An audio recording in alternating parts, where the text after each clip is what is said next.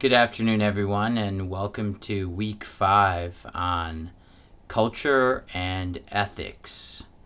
So, first of all, let's take a look at culture. This is obviously a massive topic, right? And we're only spending sort of half of a unit on it, but it's always popular.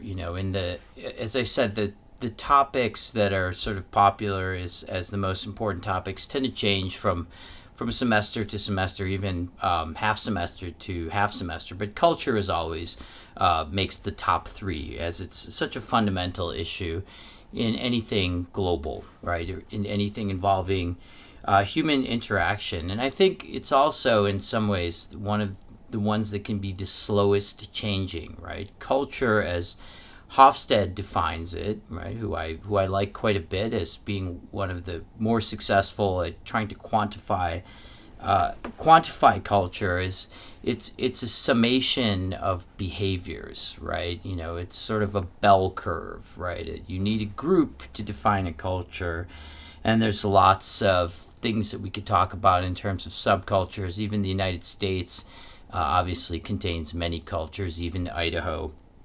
I published a paper along with several co-authors in the European Journal of International Management this January, in which we interviewed 25 mid-level managers in both the US and China in various firms on how they viewed some basic terms in business and management, such as management, leadership, ethics, responsibility, negotiation.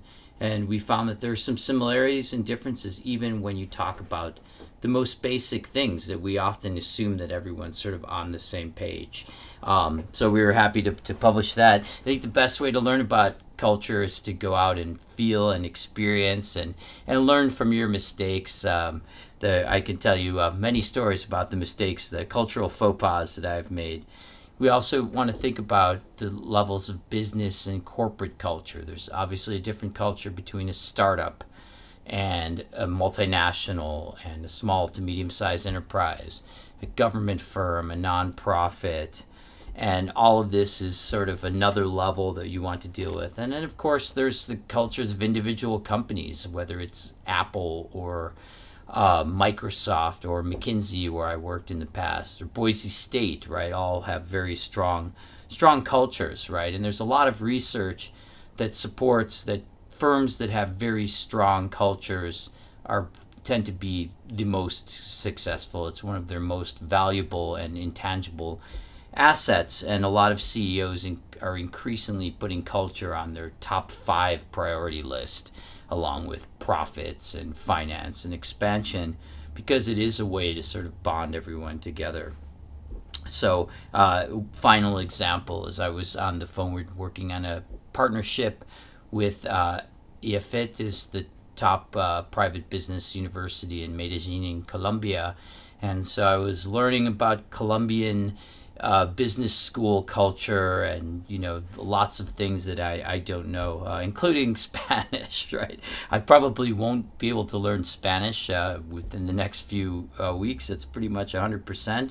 But I can learn as much as I can about various aspects of Colombian culture, about university cultures there, about business culture. And these are all things which help you in going into meetings.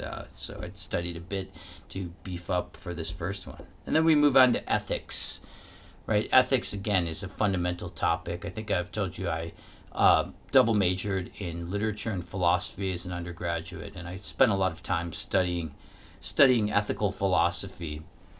And then later in China, I spent a year learning the Analects, the Lunyu, in classical Chinese, which is primarily a text about political economics and ethics. And the thing I like to broach this with in my classes is that I think it's very important to distinguish between ethics and compliance.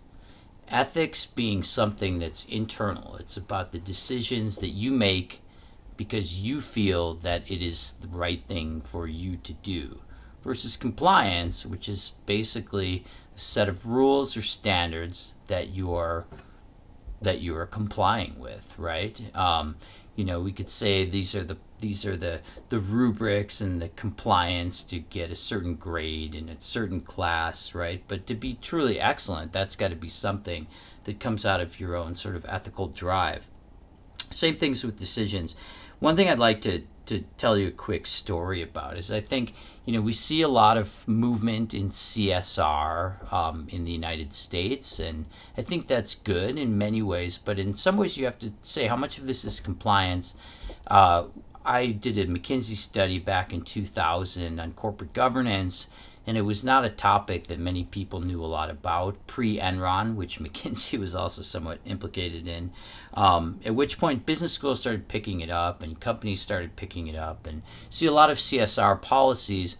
But you have to ask yourself how many of them are driven by ethics, and how many of them are driven by just sort of complying to the rules, right? I think that I do a lot of exercise in my in-person classes to think about something that you've done that was ethical but maybe not compliant in your view, or you've done something that was compliant but maybe not ethical. Business is full of these examples, but ultimately you and your firm are going to be defined, I think, by this. Um, and leadership plays a key role, right? And so does the culture in a firm. And this brings us to the global context of ethics. Is there a global context? I think to an extent there is, right? There's a lot of things which maybe are considered to be unethical in one country, but are considered more ethical in others, and vice versa, right? A good example is tipping, right? Which people feel in the U.S. it's unethical not to tip, whereas it's considered unethical to tip in a lot of other countries, right? There's a wide zone, I think, of gray areas, but there's also, the book brings up the Foreign Corrupt Practices Act, which is a very wide sweeping piece of legislation that's also spilled over into Europe, Japan, and elsewhere, and it's enforced both by the Securities and Exchange Commission, which is generally a fine, and by the Department of Justice. And there's a lot of criminal sentences, and basically any company that's doing business in the U.S.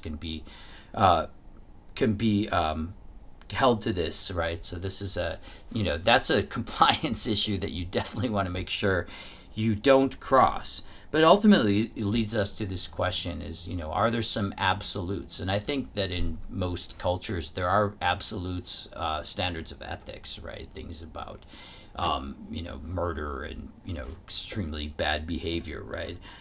So these are all things I think that are worth thinking about. And finally, there's a question: is like maybe you're compliant and ethical in your country, but then you go over there and you behave in a very different way. There's many examples, but I think Nike, the sweatshops, people, if you Google, do an image search of Nike, the sweatshops still pop up, right? And it's something Nike's never been able to live down. I think with social media, these things become more transparent. So that's my quick nutshell lecture on these two topics.